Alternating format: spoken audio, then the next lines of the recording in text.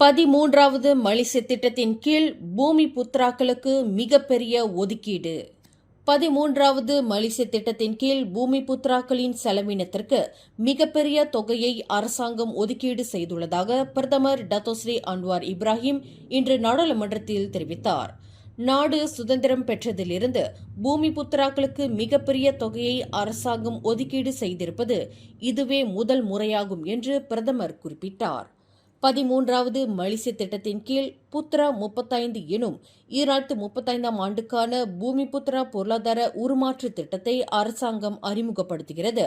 பூமி புத்ராக்களின் பொருளாதாரத்தை வளப்படுத்துவதற்கு அரசாங்கம் கொண்டுள்ள தீவிர முயற்சி மற்றும் ஈடுபாடு திட்டங்களில் புத்ரா 35 எனும் திட்டமும் அடங்கும் என்று பிரதமர் விளக்கினார். இந்த 13வது மலிச திட்டத்தில் பூமி புத்ரா சமூகத்திற்கு ஒதுக்கப்பட்டுள்ள நிதியை காட்டிலும் குறிப்பிட்ட சமூகத்திற்கு ஒற்றுமை அரசாங்கம் அதிக தொகையை ஒதுக்கியுள்ளதாக கூறப்படும் குற்றச்சாட்டை பிரதமர் அன்வார் மறுத்தார். வாழ்க்கை செலவின உயர்வால் பாதிக்கப்பட்ட பெரும்பான்மையான மக்களுக்கு அரசாங்கம் தொடர்ந்து முன்னுரிமை அளிக்கிறது என்று அவர் கூறினார். சீன புதிய கிராமங்களுக்கு அதிக ஒதுக்கீட்டை வழங்கியிருக்கும் ஒற்றுமை அரசாங்கம் பூமி புத்ரா சமூகத்திற்கு எதுவுமே ஒதுக்கவில்லை என்று கூறும் எதிர்க்கட்சியினர் நாடாளுமன்றத்தில் தாம் தாக்கல் செய்த அறிக்கையை இன்னும் படிக்கவில்லை என்றே தோன்றுகிறது என்று அன்வார் குறிப்பிட்டார்.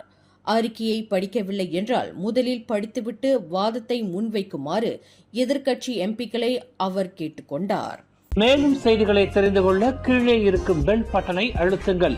உங்கள் மகிழ்ச்சியை வெளிப்படுத்த லைக் மற்றும் ஷேர் செய்யுங்கள். தொடர்ந்து திசைகளோடு இணைந்திருக்க சப்ஸ்கிரைப் செய்யுங்கள்.